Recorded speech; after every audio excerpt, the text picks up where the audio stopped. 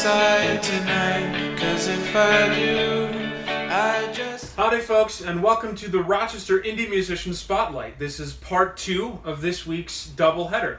I'm sitting down with most members of Total Yuppies, a new-ish, well, we can get into later how you actually define your guys' genres. We had a couple words thrown around, but we'll get to that.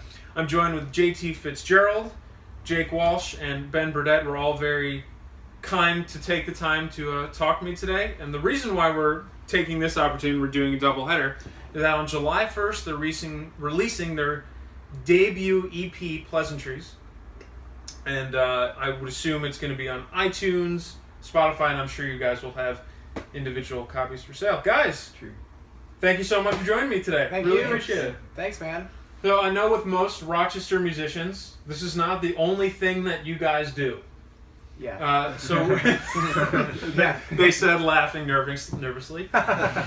So we can get into a little bit more about that, but I also want to talk about you guys just a little bit and how maybe just a little bit about your early life, how some of the influences kind of came together to make this. So Jake, you're the front man, so let's start with you. How did, in brief, Jake Walsh kind of come to be a musician? How did he become the lead man of Total Yuppies? I think it was mostly just because I was writing songs that were kind of bumming me out for a long time, because I've played music for most of my life. So this band was kind of an exercise in getting myself in a better mood and writing more fun songs, because if you write enough sad, serious, poetic folk songs, like Cry Into Your Beer, like pseudo-intellectual folk songs, eventually you have to lighten up. Yeah. And I think that this band has in part been an exercise in kind of lightening up and trying to connect with people in a different way, not bumming them out too much. Yeah, no, we've talked about this before, but for you started off, you wanted to be a conservatory drummer. Yeah. So, I mean... Still do. Yeah. I'm almost there. You say that's an interesting mindset for you, and as the lead man, I'm sure your energy kind of carries into this.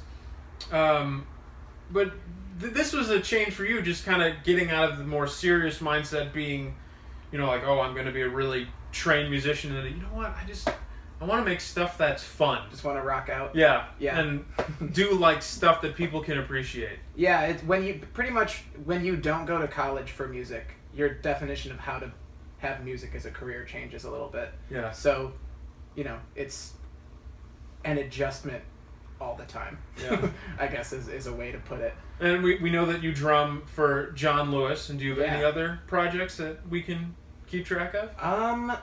I play in a friend's writing project. Okay. Which hasn't come out with any music yet, but he is a member of a Geneseo band called Slackjaw, and I play drums for him. Gotcha. And I don't think I have any other projects right now. Okay. Huh. All right. Well, only 3 things. What is this? Yeah. JT, let's move on to you. Who is JT, and what does he bring to Total Yuppies? Well, bass mostly. 4 or 5 strings. He does always bring the bass. Yeah, I would hope so. I was gonna say. Yeah, I don't do as many things as Jake does when it comes to playing in bands. I used to play in a band called Skirts with Jake, and I also run the label that's putting out the tape called Dad Stash Records, and that's pretty much all I do right now. Yeah, and what kind of led you to being into music? And then I would like to hear just a little bit about you kind of being in the more business side of music and being in the record, and how did you take your musicianship, bring it into the band, and also contribute by being part of Dad Stash? Yeah, sure. So I've been playing in bands since I was in high school. I mostly used to play in really awful hardcore bands that are just going back, they're really embarrassing and unbearable. And then when I got to Rochester, I grew up in New Hampshire and came here for college. Okay. When I got to Rochester, I got really involved with a group called Rochester Chip, and they were a group that did 8-bit and chiptune music, and they would put on monthly shows, and we did a couple festivals and stuff. And then once that started to sort of wind down, I joined that band Skirts because I was sort of tired of just doing solo things for like 7 years and not being able to like work with other people. And around the same time, my 2 roommates at RIT and we decided that we were going to start a record label and we wanted to put out local bands. And we actually started to put out that band Skirts. Yeah. And then so basically it's a sort of an interesting divide because Jake really handles all the business stuff for the band, and then I'm the one who put together all the tapes and got those made and took care of all that stuff, and is the one who's emailing blogs and trying to get people to write about us and all that. So that's a lot of what I do. Ben, where do you kind of fit into this equation? I get to do all the fun stuff. Such as like talking to you and playing music. So I know you were the lead guitarist. Is that kind of how you would classify yourself? Yeah. Lead shredder. Lead shredder. So how did Ben Burdette become a lead shredder? We have a guy who wanted to be a jazz drummer at Berkeley, a guy who played in, I'm going to be nice and say hardcore band. So what's your musical background? Besides when I knighted you on our first rehearsal with the sword. Yeah. Well, there was that. That was the main thing. And I played in a lot of awful bands in high school. Not awful, but I played I was in all those bands. I didn't mean awful. I meant like not as serious. Mm-hmm. So like playing all kinds of stuff. And then in college, I played a lot of jazz. I was in a jazz combo, jazz ensemble, and all this stuff. And then, and then I started doing this, and kind of similar to Jake, it was like a better way to rock out and have more fun. So I think like playing jazz is a lot of like very cerebral and thinking, and cerebral. This is a little more. Now, were you lead shredder in all these guitar combos too, or have you played other instruments as well? I've pretty much only played guitar. I've taken like some piano lessons and stuff, but that's nothing serious. Yeah. Now this is a fairly diverse background for what is more of a. I don't want to use the word niche, but you would listen to Total Yuppies and mark it as maybe something more specific, and I don't mean that in a bad way, but it has a very distinctive sound. So that's good. so how did this come about? Because you all we've 2 jazz people, we have a metal guy. I mean, what was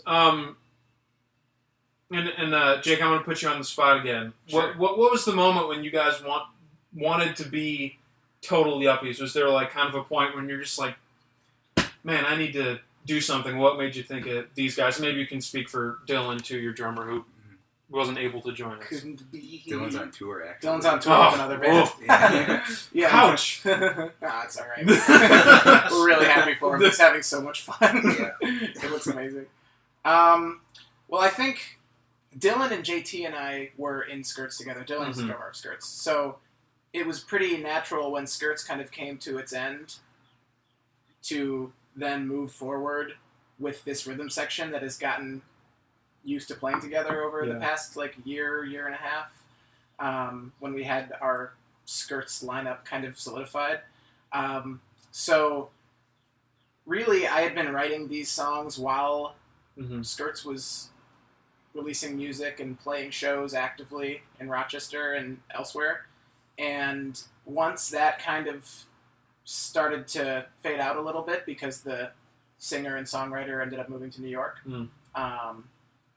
I figured it was probably a good time to start taking those songs that I had just kind of been stocking up and start playing them. So it was natural for JT and Dylan to be the people that I would play with. And then on the last night of living in my old apartment, everything was in boxes and we were having like a final hurrah. So at like midnight, I was hanging out with Ben. On the dot, yeah. At the very at the crux of 2 days. At the crux. The fulcrum. I asked Ben if he wanted to play in a band. And he said yes. And that's kind of how that happened. But a lot of it, I just had these songs saved up. because they're in a similar vein to Skirts, because that music is just so fun to play, and it just kind of came together after that. Yeah. So since you remember Skirts, JT, you had been used to playing other people's music. Yeah. Was it a transition for you, kind of, maybe going into Total Yuppies? And correct me if I'm wrong, but from what I understand, this is maybe more of Jake's and I know that the more you guys are going to play together, the more it's going to even out too. He writes all the songs. Yeah. Right. So Jake is kind of the creative bus driver. So for you being in Skirts and now being into something where it's maybe more one person driven. Mm-hmm. What as you use a band member, and then maybe you can speak for Dylan, and then Ben, I'll have you answer this too. But how do you manage that dynamic? Well, for Skirts, Hayden wrote most of those songs, Okay. so it really wasn't that much of a transition. Mm-hmm. And Jake's really good about sending us like fully formed ideas where we can at least have something to go off of, like when we get to practice, and then we sort of like work it all through together, and we base it all off that original demo that he sends us, which is super helpful, and it makes things way easier. Because lost my train of thought, but yeah, I mean, it wasn't really that hard a transition, especially having played with Jake in Skirts before, so we all kind of knew how each of us operated already. Yeah. Now Ben, you were more on the outside. Yeah. Coming in. So was That's this kind of like a shock for you? Just get in, and this dude has everything No. planned out already. It was pretty easy because Yeah. I've played with Jake before. Okay. And I've known him for a long time. Yeah. So yeah, having demos and stuff like fully formed, as JT said, is really helpful. And then there's also like we have those, but there's also freedom to kind of contribute our own things too. Yeah. Which I think is very helpful. And Well, nice. after the break, we'll talk maybe specifically more about your guys' music, and we can get into the influences. But one of the things that is always surprising to me is the depth of Rochester music talent. Yeah. And then, Yeah.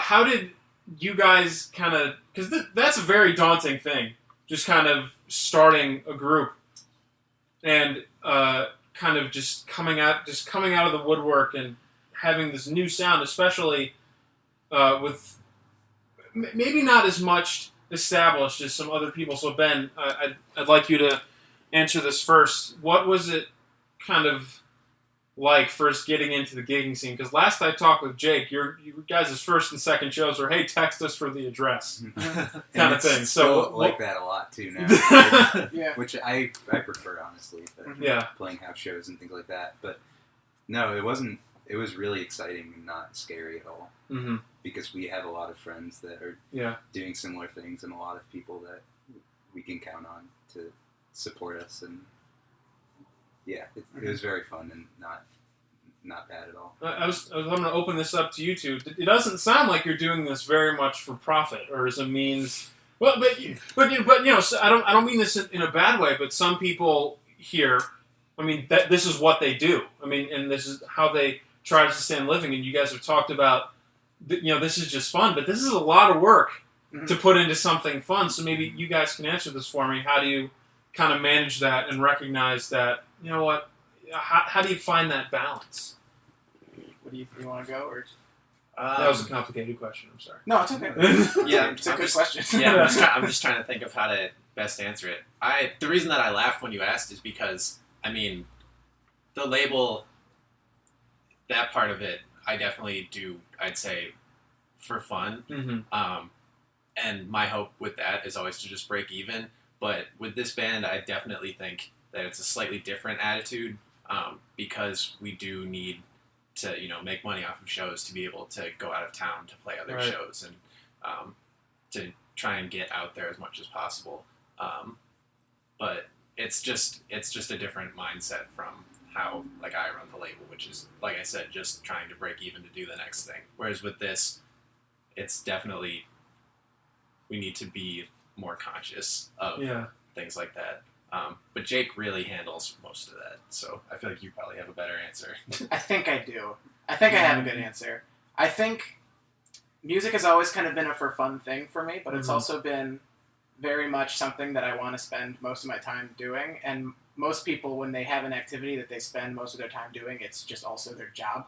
Yeah. So with this sort of thing, I mean, you mentioned the house shows, the text for address shows, and I think all the money that comes into this band is kind of earnestly earned, because the money that we get from those shows are people who feel safe and comfortable coming to our shows, and they often know us, or they're a friend of a friend. That's, a band of our size's market is friends of friends and people who want to go and maybe like drink and party in a basement, or who really love going to see live music, or both.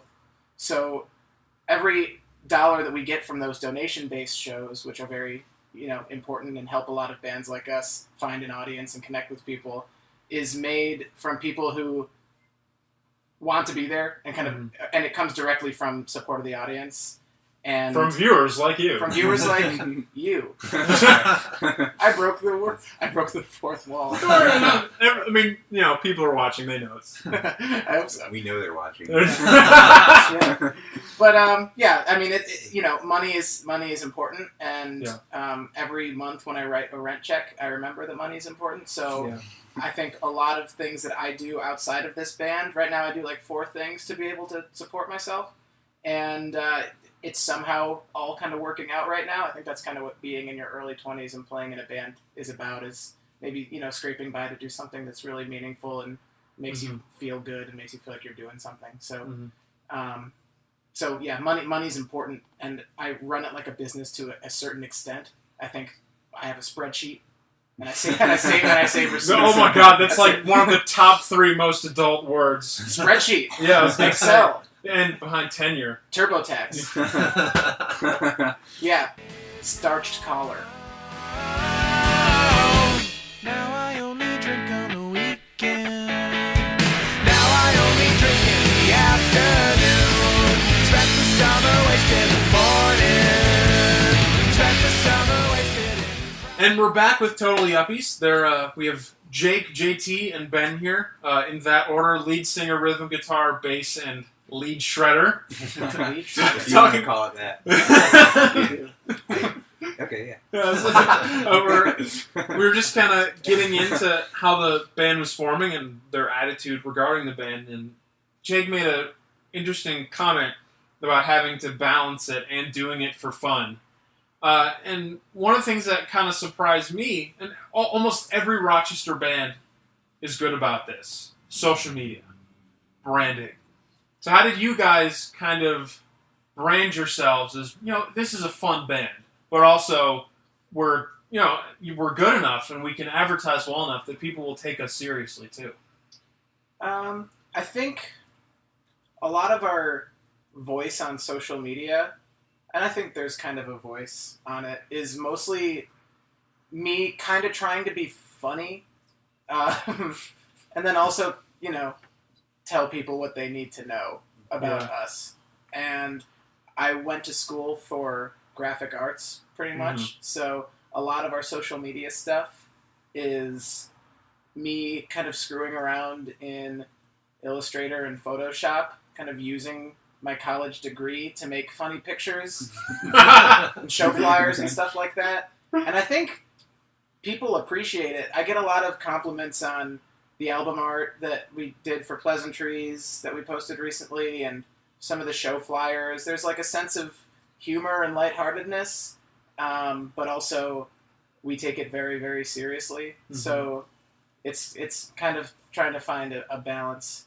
Yeah. Yeah. I'm going to take that as a springboard. It's the humor and the sense of irony. Because you guys have right on your Facebook page, we're a garage, but then the B is in parentheses, so it's garbage band. So you guys all really have a looseness about this. And Ben, I'm going to direct this at you first. What is the sound, if you could put Total Yuppies into a sound and maybe into a couple genres or some other groups that you guys sound like, and how do you musically convey this sense of humor? If that's something you could answer. Well, the way I would describe the sound is like really loud rock and roll music, but catchy and fun, and you can dance to it. Yeah. And Yeah. Do you want to add anything? No, that's it. That's I was gonna say lead songwriter. Can you expand? No, I mean I think it's very hooky. I try to Mhm. write hooks. I think usually when I write a song, the hook comes first, the main melody. Mm-hmm. But Ben pretty much hit the nail on the head. I like to be. I mean, I think we all really like to be gratuitously loud. Dylan is the heaviest-handed drummer to ever have existed, which is great. That's great for us, and we're always just I like the idea of playing super super loud and everything that Ben said, just catchy and really energetic too. And JT, you touched on this. So Jake is kind of the songwriting force. He sends you guys demos. How complete are those, and how much do you guys work together as a group to say, oh, okay, let's do this part here. We need to, what's your guys' creative process when it seems like so much of this already comes from one person? The demos that Jake sends us they could honestly be like their own complete thing, because a lot of them, depending on how much time he had or how fully thought out the idea was, like they'll have backing vocals already written in there, and they'll have guitar solos already in, and several guitar tracks and drum parts, and it's all sort of overkill, bro. Yeah, Man. I have to. I'll lose my mind if I don't. They're complete basically, and then when we get to practice, we sort of have the freedom to work based off of what Jake sent us, and then we'll sort of play things out and see how it feels as a group, and then we'll make adjustments as we need, and sort of then we can each sort of put our own take on the part that he sent us. A lot of times for the bass parts, he'll just say, don't play that, just something vaguely like that. That's what was going through my head, was that like we all have very different ways we play our instruments from the way I do, because I play them all in the demos, but I will record a bass part, and 9 times out of 10, it sounds like a bouncy ska bass line, just because that's the only bass I really know, that and reggae. So JT does a great job of making it sound like tolerable and sound like a good, like a bass player wrote it, and not like a guitar player. And Ben understands the guitar a lot differently than I do, and I think you understand more of like the neck than I do. So I've noticed you change the parts that sometimes, which is minimally, but well, it's good. Yeah. So I think we can all. It's nice that we can all get in on it, coming from something that I just kind of put together. It's just nice to hear something when it's completely done. Because I would rather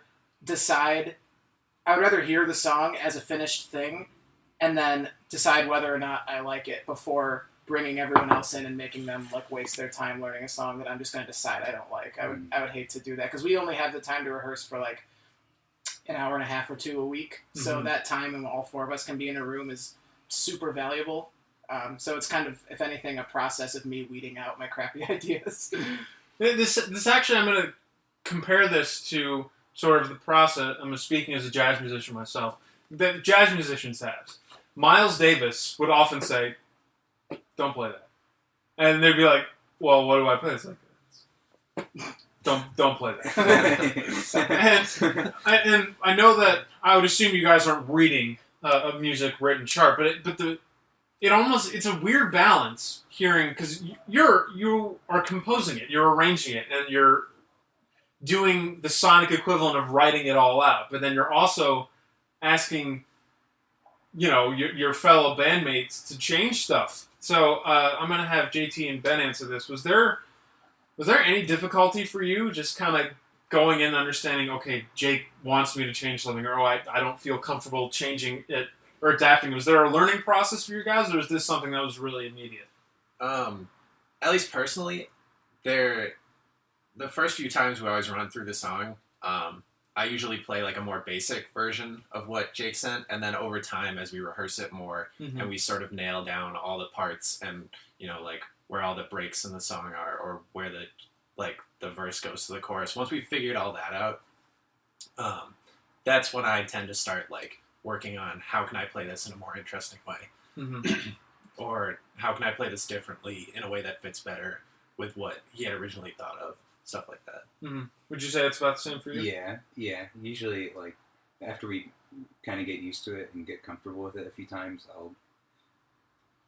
I'll decide that I maybe want to do something a little bit different, and be like, okay, can I do this? And it's Yeah. usually fine. Yeah. So it's pretty easy. So you guys have been sitting on this material for a pretty long time, and obviously it's always I think today, because of the accessibility of recording technology, might be a little bit different. But for still a group to get together, be around for a while, and being able to record it is a pretty big thing. So, kind of what I'm wondering is, how is Pleasantries the sort of the summation of what Total Yuppies is and has been over the past 6-8 months, and then what prompted you guys to pick Dreaming as the single to come out of that, besides being a one-word title? Well, I think... So, sorry, could you repeat the question? Yeah, so how is Pleasantries the summation of the Total Yuppies sound, and what kind of why did you pick the songs? What are some elements that are emblematic of the sound throughout the album, and why did you pick Dreaming? I see.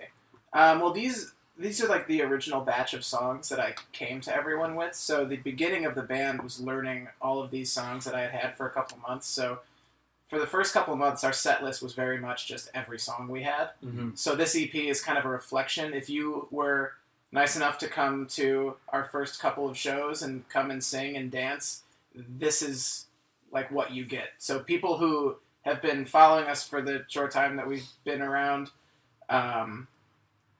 will recognize all these songs. There's 6 of them, Mm-hmm. and we've played all of them at pretty much every show. And we've added new songs since then, which will come out later on a different release. But really, this is like when you come to a Total Yuppies show, this is kind of what you have heard when that happens. I definitely think that the songs have been refined a lot, though. Like, we've been playing them for a long time, but what we started with and what we sort of ended up with Mm-hmm. are not...